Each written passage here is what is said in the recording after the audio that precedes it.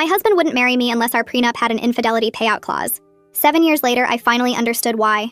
My husband had been acting strange for my entire pregnancy. Ever since my 3rd month, he'd been dropping hints about how I cheated to anyone who would listen. He told his golf buddies I'd been sneaking around. He told his mother I had secrets during our baby shower. But the strangest part was his obsession with the prenup we'd signed 7 years ago. He'd pull it out at dinner, pointing at the infidelity clause while I ate my prenatal vitamins. $10 million, he'd mutter, rubbing my belly. Your family trust becomes mine if you cheated. And DNA tests don't lie. But I hadn't cheated. I'd never even thought about it. When I was 8 months pregnant, he started preparing divorce papers. I found them in his desk drawer after a panic attack sent me searching for my anxiety medication. He'd already filled in the grounds. Adultery. The amount he wanted. $10 million. The evidence section was blank, but he'd written "coming soon" in pencil. My water broke on a Tuesday morning. Instead of worrying or rushing me to the hospital, Sean practically celebrated. He called his entire family to witness the birth. His lawyer was on standby outside the delivery room. He brought 3 cameras in with him. "This is going to be the best day of my life," he told the nurse while I screamed through contractions. "My wife's about to learn that choices have consequences." The nurse looked uncomfortable. I begged him to focus on our baby. But Sean kept pacing, going outside to talk to his lawyer, telling everyone in the room that they were about to witness something incredible. After 10 hours of labor, our daughter was born. The room went completely silent. The baby was beautiful, perfect, and unmistakably mixed race with light brown skin and textured hair. I stared in absolute shock. "That's impossible," I whispered, looking at my biracial child. I hadn't been with anyone else. Ever. Sean, however, erupted in celebration. "Yes!" he literally screamed. "I knew it! Doctor, please document the baby's appearance. I need that on record." He was already discussing with his lawyer. "We've got her. $10 million, just like the prenup says." But I was in complete shock, staring at my baby girl, trying to understand how this was possible. "Sean," I sobbed, "I swear on my mother's grave I never cheated on you." He laughed. "The baby says otherwise." Sean served me divorce papers the next morning while I was breastfeeding our daughter for the first time. His lawyer read the terms out loud. "Based on clear evidence of infidelity, my client is entitled to $10 million from your trust fund." I remember calling my family's lawyer, Mr. Torres, in tears, while Sean took selfies with the baby to document her features. He arrived within 2 hours, looked at the papers, then looked at my daughter. "Don't sign anything. Don't agree to anything. I'm going to investigate." Sean laughed so hard the baby started crying. 2 weeks for what? Look at the mutt. She's mixed. He actually pointed at our newborn, saying it. Mr. Torres put his hand on my shoulder. "He's not getting a dime. Give me 2 weeks." Sean chuckled like he had already won. 2 weeks later, we all met in Mr. Torres' conference room downtown. Sean showed up with champagne, already celebrating his victory. He'd been posting on social media about his cheating wife and how DNA doesn't lie. But Mr. Torres was looking at me with an unmistakable smile. He pulled out a folder thick as a phone book. "We've completed our investigation. My client, me, mentioned unusual symptoms during conception time. Unexplained sedation, forgetting time markers, waking up with odd injection marks." Sean's champagne glass froze midway to his lips. "So, maybe she was drinking." Mr. Torres connected his laptop to the conference room television. "We pulled your credit card records." Sean's face froze. 9 months ago, you purchased medical-grade sedatives and specialized insemination equipment. Sean was now pale. "That proves nothing." Mr. Torres clicked to the next document. "Your friend Terrence, who is African-American, reported a break-in at his apartment 9 months ago. Someone stole the reproductive samples he'd stored for IVF treatment with his wife. They were about to have a surrogate carry their child." Sean started sweating through his victory suit. "You can't prove that was me." Mr. Torres pulled up security footage. "This is you entering Terrence's building at 2 a.m. that night using his spare key from the gym locker you share. This is you entering your own apartment at 3 a.m. with medical supplies. This is you entering your bedroom where my client was sleeping after you drugged her tea." The room was dead silent. Mr. Torres turned to face Sean directly. "You inseminated your own wife while she was unconscious with stolen genetic material to trigger your prenup's infidelity clause. That's assault. That's theft. That's fraud. The prenup is void. You get nothing. And you're going to prison for what you did to both Sarah and Terrence." Sean stood up and bolted for the exit. I thought we'd won.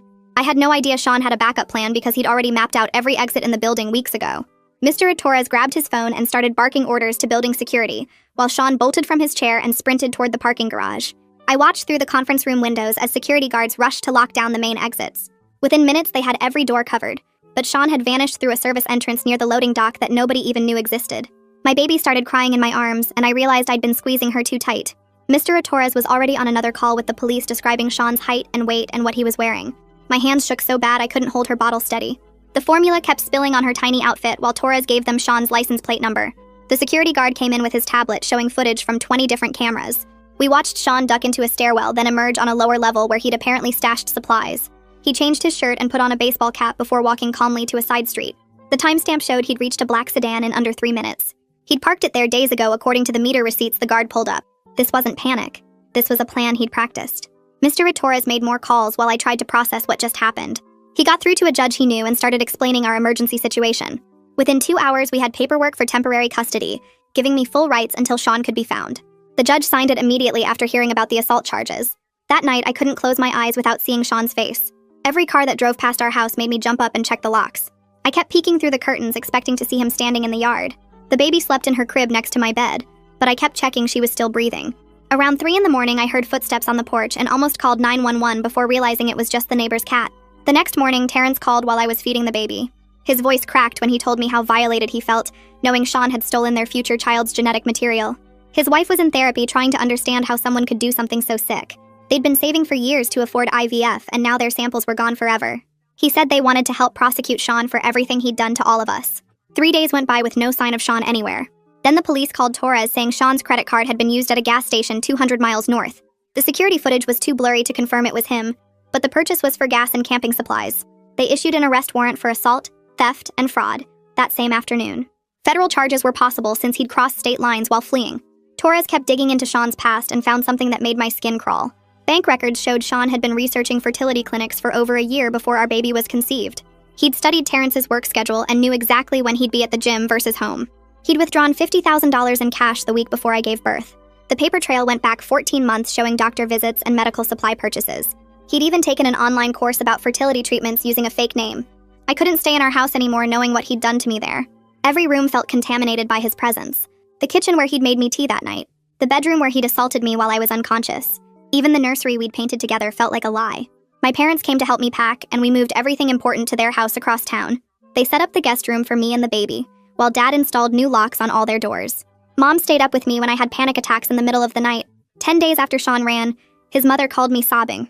She kept saying her son would never do something so horrible and there must be some mistake. She accused me of framing him and said I'd always been after his money. But when Torres sent her the security footage and medical records, her voice went quiet. She hung up without saying goodbye, and I never heard from her again. Torres said she'd probably known something was wrong but couldn't face it. The police expanded their search, but Sean had gone completely dark after that gas station purchase. No phone calls, no credit cards, no contact with anyone we knew. Detectives thought he might be camping somewhere remote or had fake documents prepared. Torres hired a private investigator to track down any properties Sean might own under shell companies. We discovered he'd been moving money around for months before the birth. He'd opened accounts under false business names and transferred funds offshore. Everything pointed to this being planned since before I even got pregnant. A week passed with no word from Sean until the bank called Torres about someone trying to access our joint investment account from a computer in Nevada. The bank's security team had flagged the login attempt immediately and frozen the account before any money could be moved. Torres contacted the FBI right away since Sean had crossed state lines while running from assault and fraud charges. That same afternoon, Miranda Winters from the prosecutor's office called to say she was taking over the case personally. She'd handled dozens of assault cases like mine and promised she'd push for the maximum charges once they caught Sean. I started getting these creepy calls from blocked numbers where someone would just breathe into the phone for 30 seconds, then hang up. It happened 5 times in 2 days, always when I was alone with the baby. Torres got the phone company involved and they traced the calls to different burner phones bought with cash around Phoenix. That's when Torres brought in Alessandro Roman, this private investigator who specialized in finding people who didn't want to be found. Alessandro spent 3 days tracking Sean's movements through security cameras and credit reports. He discovered Sean had rented an apartment in Phoenix under the name Michael Roberts, paying 3 months upfront in cash. Sean had been careful, using only cash and staying away from places with cameras, but he made one stupid mistake. He used his real driver's license at a pharmacy to pick up his anxiety medication. The pharmacist remembered him because Sean had argued about the price and demanded to speak to the manager. Alessandro called the FBI with the apartment address, and they moved fast. At 4 in the morning, 6 agents surrounded Sean's Phoenix apartment while he was sleeping. They broke down the door and found him trying to flush documents down the toilet. Sean kept yelling that I'd consented to everything, that it was all part of our plan to have a baby. But the agents found 3 journals in his closet with detailed plans about drugging me and stealing Terrence's genetic material. One journal entry from 14 months ago outlined exactly how he'd trigger the prenup's infidelity clause. Another entry calculated how long it would take to get the $10 million after the baby was born. The FBI flew Sean back for his perp walk 2 days later. Reporters packed the sidewalk outside the federal building, shouting questions while Sean kept his head down. His expensive Italian suit was gone, replaced with an orange jumpsuit that made him look small and defeated. The smug smile he'd worn in Torres's conference room had completely disappeared. At the arraignment 3 days later, Sean stood before Judge Kieran McGill and pleaded not guilty to all charges. His lawyer argued for reasonable bail, saying Sean had strong community ties and wasn't a flight risk. Judge McGill actually laughed at that, pointing out Sean had literally fled to another state with $50,000 in cash. The judge set bail at $2 million, which Sean couldn't pay without accessing his frozen assets. His lawyer tried to argue that was excessive, but McGill shut him down fast. 2 weeks later, I had to testify before a grand jury about the night Sean drugged and assaulted me. The prosecutors showed the security footage while I described waking up confused the next morning with injection marks on my thigh. I threw up twice during my testimony. Once when they showed pictures of the medical equipment Sean had bought. But I kept going, speaking clearly about every detail I could remember for my daughter's sake. The grand jury took less than an hour to indict Sean on 12 separate counts. Miranda Winters called me afterward to say it was one of the strongest cases she'd ever presented.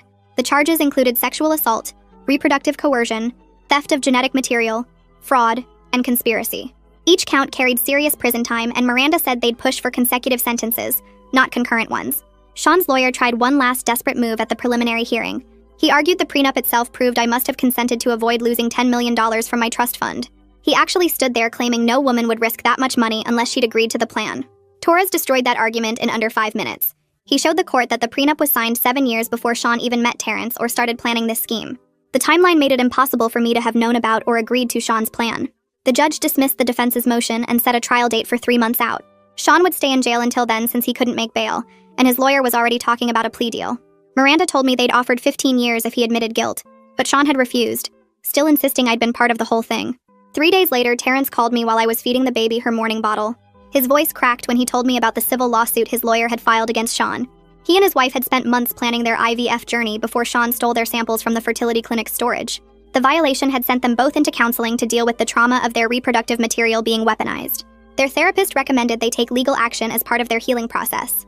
The lawsuit sought damages for emotional distress, theft of genetic material, and the cost of their ruined IVF cycle.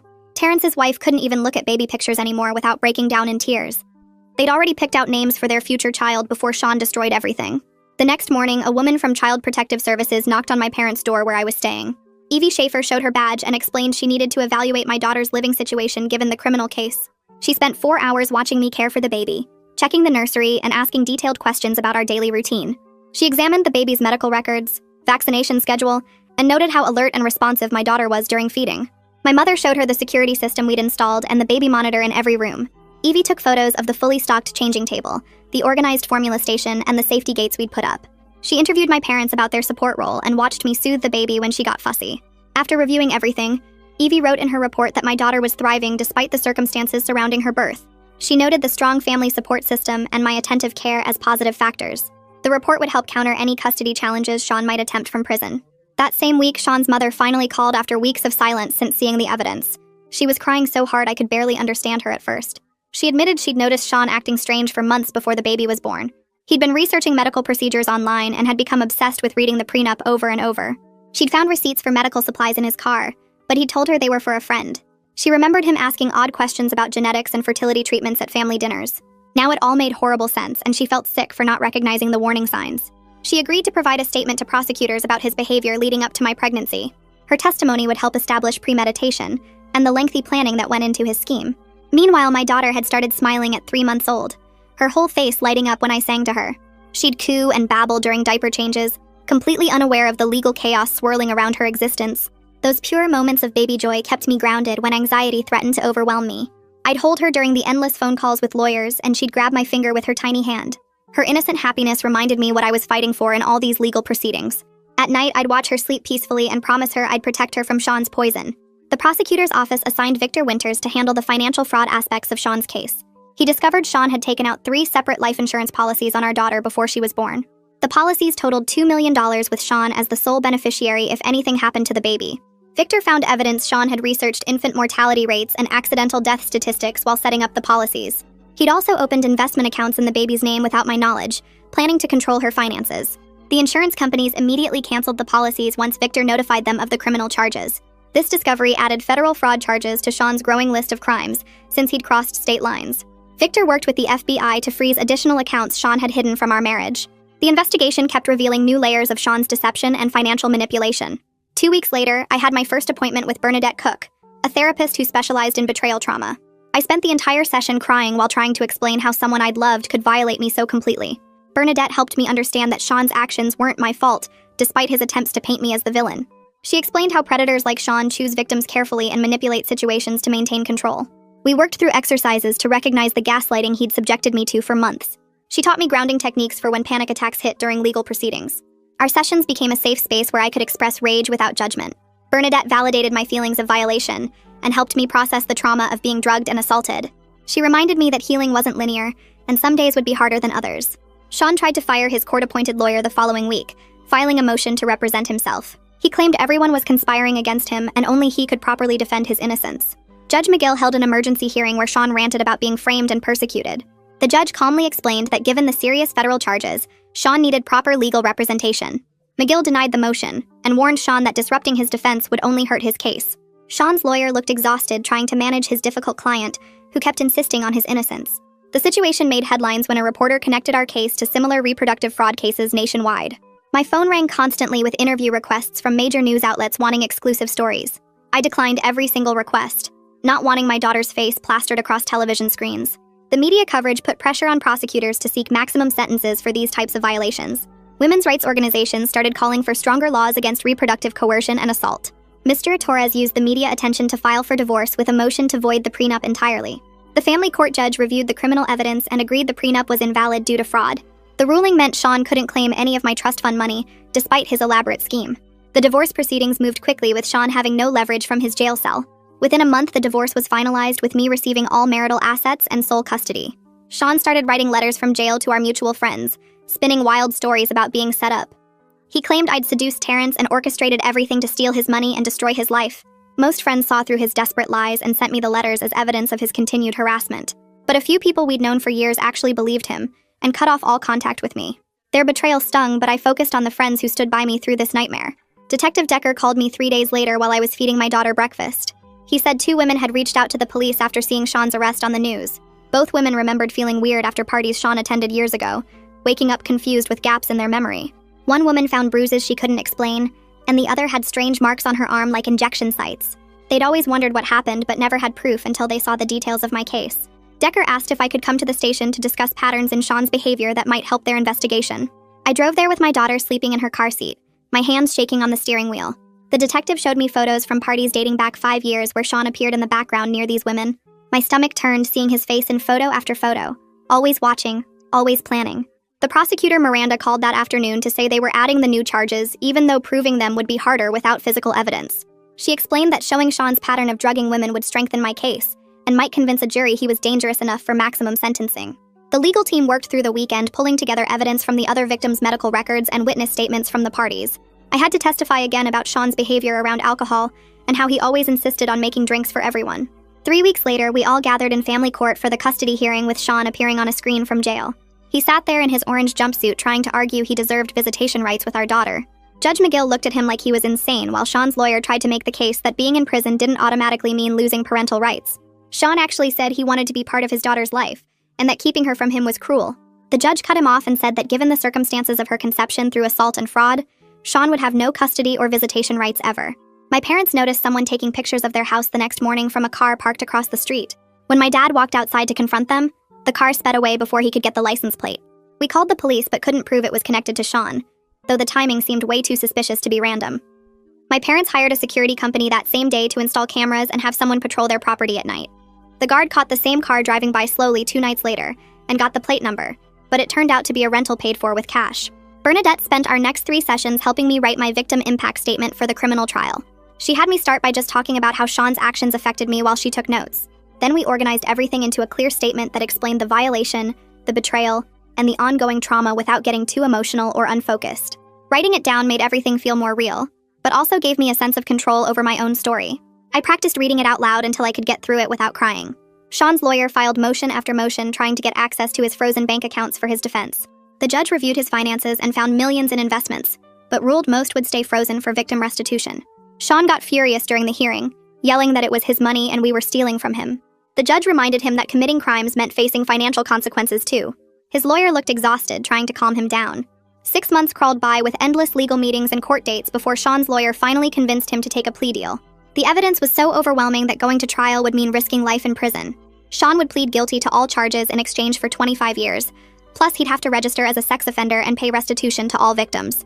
Miranda called to tell me the news, and I just sat on my kitchen floor crying with relief that I wouldn't have to face a full trial. The sentencing hearing arrived 2 weeks later on a cold Tuesday morning. I wore the black suit Bernadette suggested would make me look strong and serious. The courtroom was packed with reporters, victims' advocates, and both families.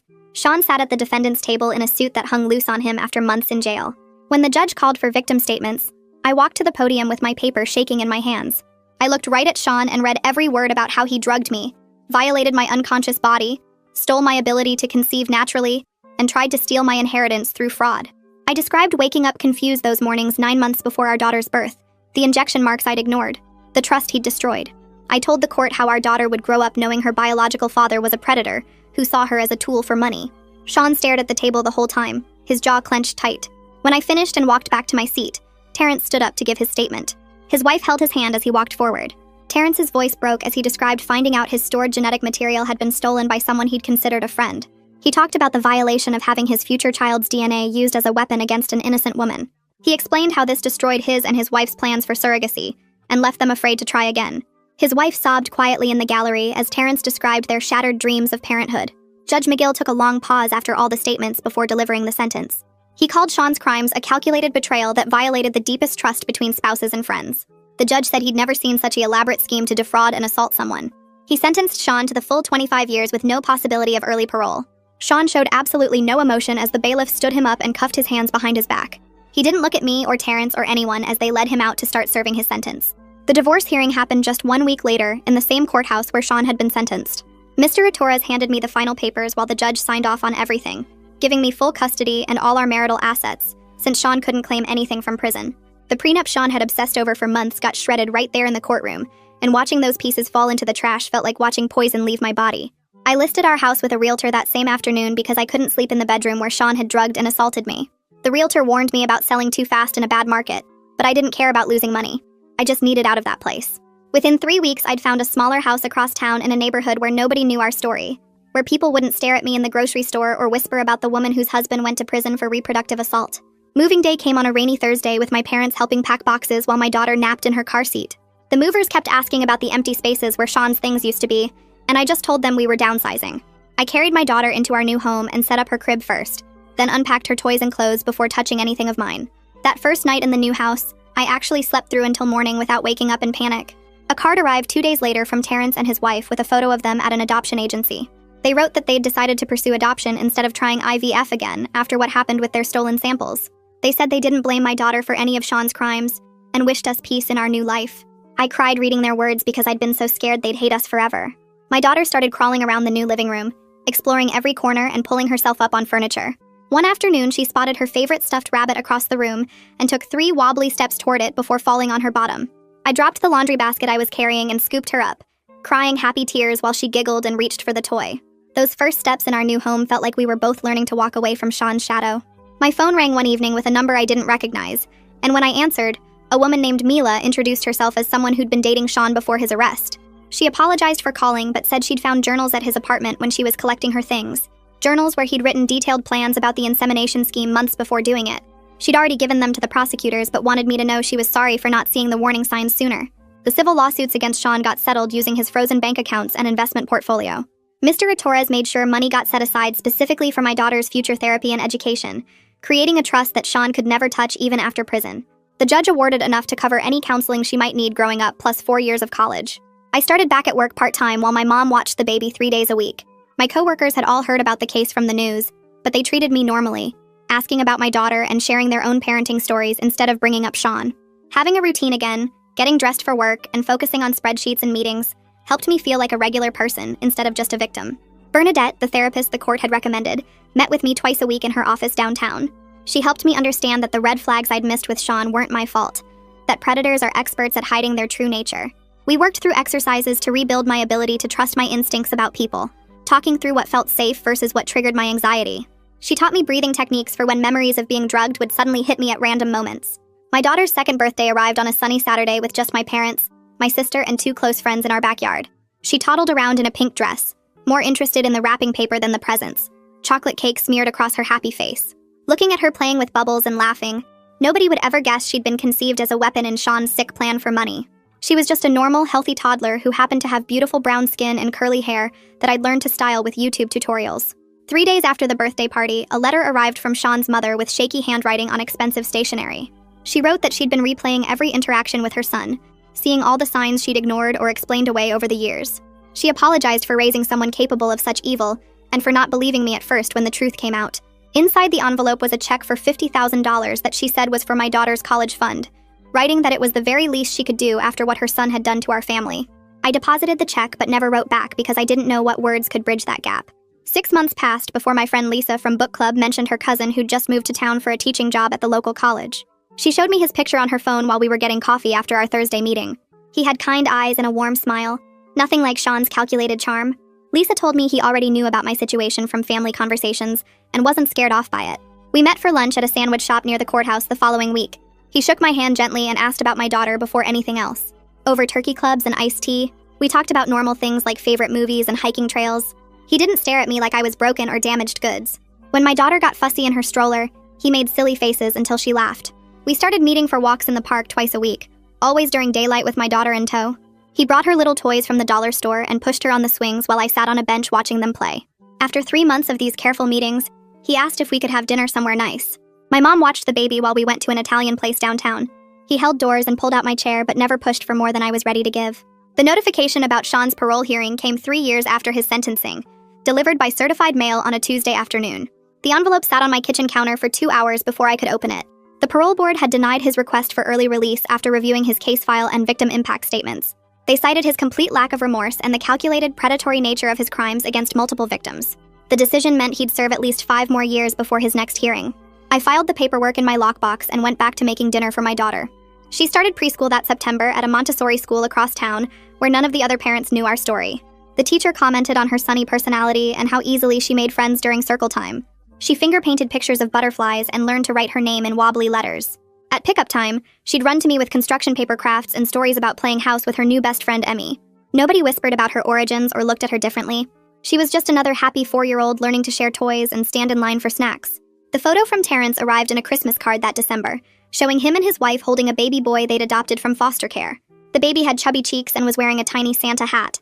Their note said the adoption process had taken 2 years, but was worth every minute of waiting. They'd named him James, and he was already sleeping through the night. I taped their photo to our refrigerator next to my daughter's preschool artwork. My counseling degree took 4 years of night classes and online courses while working days at the bank. Bernadette wrote recommendation letters for my graduate school applications and helped me study for exams. The other students in my program were mostly younger, fresh from undergrad, but they accepted me as the older student who brought homemade cookies to study groups. My thesis focused on trauma recovery in cases of reproductive coercion, using anonymous case studies Bernadette helped me gather. The day I walked across the stage to get my diploma, my daughter cheered from the audience wearing a shirt that said, "My mommy did it." The beach vacation happened the following summer at a quiet spot on the Oregon coast. We'd been together for almost 4 years by then, taking things slow and steady. My daughter was building sandcastles near the water when he got down on one knee right there in the sand. He promised to love us both forever, and to be the father my daughter deserved. The ring was simple, just a small diamond on a gold band, nothing flashy or overwhelming. I said yes while my daughter ran over to see what was happening. She hugged us both and asked if this meant she could call him daddy now. We married 8 months later in my parents' backyard with just 30 people watching. My daughter threw rose petals down the aisle wearing a pink dress she'd picked out herself.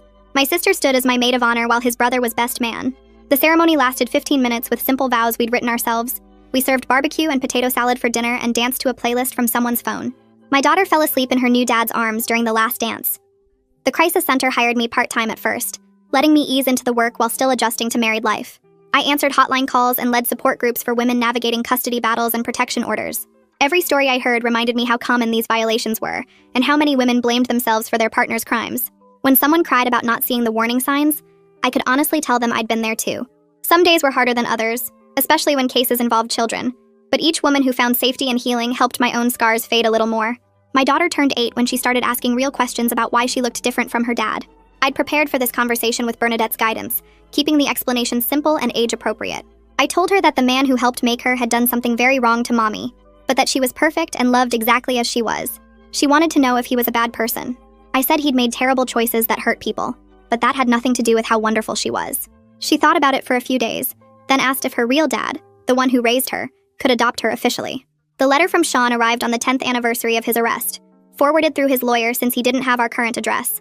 I recognized his handwriting on the envelope and immediately called Mr. Torres without opening it. He filed paperwork that afternoon for a permanent no-contact order, citing the ongoing trauma his attempts at communication caused. The judge signed it within a week, adding 5 years to his existing restrictions. The unopened letter went back to the prison with a cease and desist notice attached. Years passed, and Terrence started sending holiday cards every December, with photos of his adopted son growing bigger each year. His wife would add little notes about their family trips, and how happy they were with the path they'd chosen after everything Sean had done. My daughter grew up smart and focused, throwing herself into schoolwork and volunteer projects at the women's shelter where I worked. She applied to 12 colleges her senior year, and got into every single one with scholarship offers, but she picked the state university because they had the best program for what she wanted to study. The day the acceptance letter came, she ran into the kitchen waving the envelope and knocked over my coffee mug in her excitement. I helped her move into her dorm room 18 years after that terrible day in the delivery room, carrying boxes up 3 flights of stairs while she arranged and rearranged her desk setup. She graduated 4 years later with highest honors, walking across that stage in her cap and gown, while I sat in the audience crying happy tears. She'd already been accepted to law school by then, determined to specialize in reproductive rights and help other women who'd been violated like I was. During those college years, I started writing down our story in notebooks late at night after my husband went to bed. It took 3 years to finish the manuscript, and another year to find a publisher who understood why this story needed to be told. The book came out when my daughter was in her 2nd year of law school, and within 6 months it had helped push through new legislation in 3 states about reproductive assault.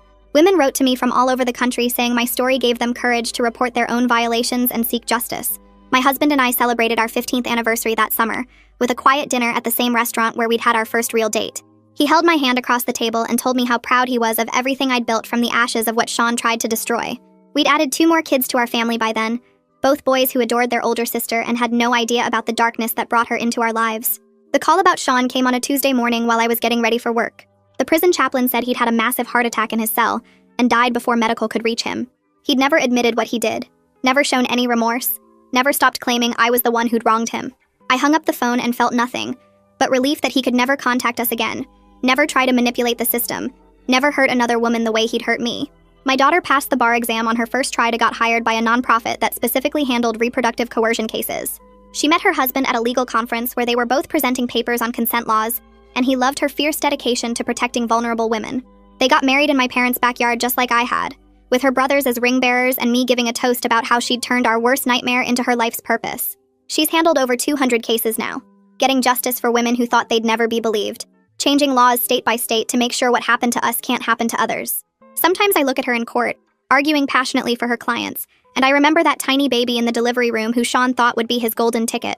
He spent 7 years planning to destroy me for money, but instead he created a daughter who's devoted her life to stopping men like him. His darkness gave birth to so much light, not just in her, but in all the women she's helped, and all the laws she's changed. Every holiday card from Terrence, every graduation, every anniversary, every victory in court proves that Sean failed completely. He wanted $10 million and got 25 years in prison before dying alone. He wanted to break me and instead made me stronger than I ever knew I could be. He wanted to destroy my family and instead gave me a daughter who changes the world every single day. That's the full breakdown. If even one part stuck with you, then it did its job. Subscribe if you want to keep learning through these.